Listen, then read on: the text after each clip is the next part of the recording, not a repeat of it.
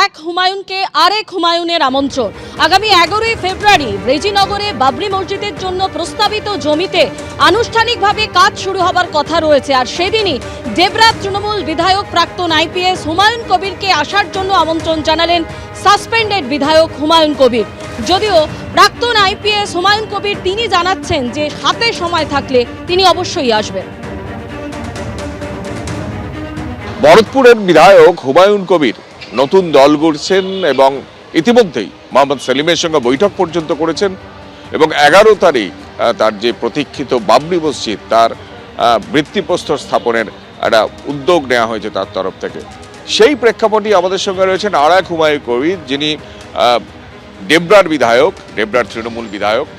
বলছি যে এই যে এক হুমায়ুন কবির যে উদ্যোগ নিচ্ছেন, সেই উদ্যোগে এত মানুষ দেখছি জড়ো হচ্ছেন, কি বলবেন ওভারঅল? না, দেখুন, এটা আমাদের ডেমোক্রেটিক কান্ট্রি। এখানে যে কোনো মানুষেরই অধিকার আছে, সে তার দল গড়বে, সে তার প্রচার করবে, তার প্রপাগান্ডা করবে, নির্বাচনে অংশ নেবে, সবই এগুলো ঠিক আছে, এগুলো নিয়ে আমার কিছু বলার নেই। আর 11 তারিখে যেটা বললেন যে বাবরি মসজিদ উদ্বোধন হবে, বাবরি মসজিদের শিলা ভিত্তিপ্রস্তর স্থাপন হবে, তো আমাকে উনি ইনভাইট করেছেন 11 তারিখে ওভার ফোন। আসতে চেয়েছিলেন, আমি বললাম যে না, দরকার নেই, আপনি ফোনে বললেই হবে, কারণ আমি ডেবরায় ছিলাম আর কি। বাবরি মসজিদে একটা আবেগ রয়েছে মুসলিমদের মধ্যে, বাবরি মসজিদকে নিয়ে আবেগ রয়েছে, এটা নিয়ে অস্বীকার করার কোনো জায়গা নেই। আপনি আগেও বলেছিলেন এই আবেগের কথা, কেন বলছেন যে আবেগ রয়েছে? না, বাবরি মসজিদ দেখুন ভেঙে দিয়েছে সে 92 সালে, 92 সালই 6 ডিসেম্বর, সেটা আজকে দেখতে দেখতে 33 বছর হয়ে গেছে। এখন এইটার যে জাজমেন্টটা ঠিক ছিল ভুল ছিল, এটা নিয়ে বহু বিতর্ক হয়েছে, কিন্তু মানুষের মনের ভিতরে, মুসলমানদের বিশেষ করে, যে মনের ভিতরে একটা আবেগ রয়ে গেছিলো যে বাবরি মসজিদটা অন্যায়ভাবে ভাঙা হয়েছে, সেই আবেগটা এখনও কাজ করছে, দিকে জ্বলছে। এবং সেটা আমরা দেখেছিলাম যেদিন বাবরি মসজিদের উদ্বোধনের ডাক দিয়ে হুমায়ুন কবির বেলডাঙ্গাতে মিটিংটা ডেকেছিলেন, সেটা বহু মানুষ এসেছিলেন, তো সেটা বাবরি মসজিদের জন্য, সেই আবেগটা ছিল বাবরি মসজিদকে ঘিরেই, অন্য কিছু নয়। সিপিএম নেতা মোহাম্মদ সেলিম, রাজ্য সম্পাদক, তিনি পর্যন্ত দেখা করেছেন। তারও একটা দল, দেখুন, তিনি একটা দলের সাধারণ সম্পাদক, তো তিনি দেখা করেছেন। তার মনে হয়েছে যে যদি কিছু ফায়দা পাওয়া যায় বা কিছু আছে, কিছু হয়তো রাজনৈতিক তার কিছু ফায়দার জন্য তিনি হয়তো ভেবেছেন এরকমভাবে, তো সেই ভাবনা তার নিজস্ব একান্ত তার দলের ব্যাপার, এটা নিয়ে আমার কিছু বলার নয়। আমি একটা অন্য দল করি, অন্য দলের এমএলএ, সেজন্য আমার কিছু বলার নেই, সেটা উনি দেখা করতেই পারেন, সেটা ওনাদের ব্যাপার, তার দল সেটা ভাববেন সেটা নিয়ে। আবেগ, এত মানুষের উপস্থিতি, আপনি বলছেন একটা আবেগ রয়েছে, এই আবেগটা কি সার্বিকভাবে গোটা রাজ্যেই আছে না মুর্শিদাবাদ কেন্দ্রিক বা মালদা কেন্দ্রিক? এই আবেগটা আমার মনে হয় যে এতটা বেশি আমি তো পশ্চিম মেদিনীপুরে সেই আবেগটা নেই। বর্ধমানে আমি এসপি ছিলাম বা এতেও ছিলাম, হুগলিতে ছিলাম, সেখানে আমি এইরকম ধরনের আবেগটাকে দেখিনি, পশ্চিম দিকটা নেই। হয়তো আমার মনে হয় Malda, Murshidabad, Uttar Dinajpur, Nadia, to some extent আপনার বসিরহাট বা এই এতে ভাঙড় বা এই সমস্ত এলাকাতে হয়তো খানিকটা পড়তে পারে, আমার মনে হয় না বিরাট। আর বাকি গোটা অল ওভার ওয়েস্ট বেঙ্গল পড়বে বলে আমার মনে হয় না এখন পর্যন্ত, যা আমার অবজারভেশন আর কি, আমি যা খবর পাচ্ছি। আপনি কি দেখা করেছেন হুমায়ুন কবিরের সঙ্গে? না, দেখানো ফোনে কথা হয়েছে, উনি আমাকে ইনভাইট করেছেন। আমি বলছি ভাই, সময় যদি পাই, সব ঠিকঠাক থাকে, যদি আমার সম্ভব হয়, আমি নিশ্চয়ই আসবো।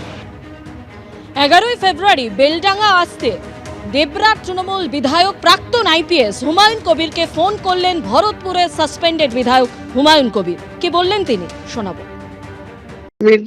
11ই ফেব্রুয়ারি বুধবার বেলা 12টায় আনুষ্ঠানিকভাবে সেই বাবরি মসজিদের ভিত্তের যে কনস্ট্রাকশনের যে কাজ, বিল্ডিং এর যে কাজ, সেটা শুরু হতে যাচ্ছে। তাই আমি, আমাদের এক সময় এই জেলার এসপি ছিলেন, অনেক আগে থেকে এসডিপিও ছিলেন কাঁদির, তারপরে এসপি ছিলেন, এবং বর্তমানে তিনি তৃণমূলের বিধায়ক ডেবরা, ডাক্তার হুমায়ুন কবির। সেই ডাক্তার হুমায়ুন কবিরকে আমি পার্সোনালি কল করে 11 তারিখে এখানে থাকার জন্য ইনভাইট করেছি, দাওয়াত দিয়েছি। উনি দাওয়াত কবুলও করেছেন, ইনশাআল্লাহ আসবো বলে কথা দিয়েছেন। তিনি আসলে আমার ভালো লাগবে, এটাই বলার, যে ওনাকে ইনভাইট করেছি, উনি ইনভাইট অ্যাকসেপ্ট করেছেন বা দাওয়াত কবুল করেছেন। আগামী দিনে নিশ্চয়ই উনি আসার চেষ্টা করবেন, আসলে আমার ভালো লাগবে। আপনারা জানেন যে আগামী 11ই ফেব্রুয়ারি রেজিনগরে বাবরি মসজিদের জন্য প্রস্তাবিত জমিতে আনুষ্ঠানিকভাবে কাজ শুরু হবে, আর তারই জন্য ভরতপুরের সাসপেন্ডেড বিধায়ক হুমায়ুন কবির তিনি আমন্ত্রণ জানালেন প্রাক্তন আইপিএস ডেবরা তৃণমূল বিধায়ক হুমায়ুন কবিরকে।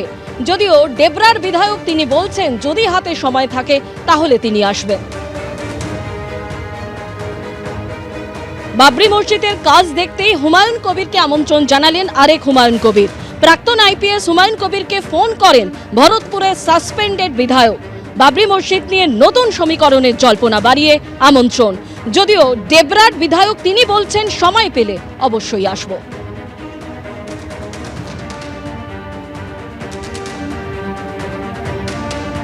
বাবরি মসজিদ নিয়ে আবেগের প্রভাব পড়তে পারে একাধিক জেলায়, প্রভাব পড়তে পারে মালদা, মুর্শিদাবাদ, উত্তর দিনাজপুর, নদিয়া, বসিরহাটে। মুর্শিদাবাদের হুমায়ুনের আমন্ত্রণ নিয়ে মন্তব্য আরেক হুমায়ুনের। বাবরি মসজিদ নিয়ে মুসলিমদের মধ্যে একটা আবেগ আছে, এটা অস্বীকার করার কোনো জায়গা নেই। হুমায়ুন কবিরের বেলডাঙ্গার মিটিংয়েও সেই আবেগ দেখেছি। বাবরি মসজিদ নিয়ে আবেগের প্রভাব পড়তে পারে একাধিক জেলায়, প্রভাব পড়তে পারে মালদা, মুর্শিদাবাদ, উত্তর দিনাজপুর, নদিয়া, বসিরহাটে। মুর্শিদাবাদের হুমায়ুনের আমন্ত্রণ নিয়ে মন্তব্য আরেক হুমায়ুনের।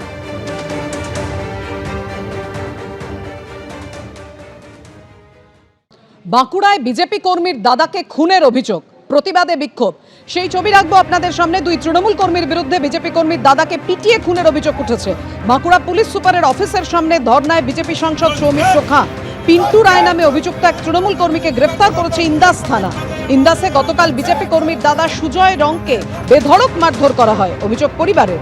নয়ন রায় ও পিন্টু রায় নামে দুই তৃণমূল কর্মীর বিরুদ্ধে মারধরের অভিযোগ। এলাকাবাসী ঘটনাস্থলে ছুটে এলে পালায় দুই অভিযুক্ত। আক্রান্ত সুজয়কে ইন্দাস ব্লক প্রাথমিক স্বাস্থ্য কেন্দ্রে নিয়ে গেলে মৃত বলে ঘোষণা করা হয়।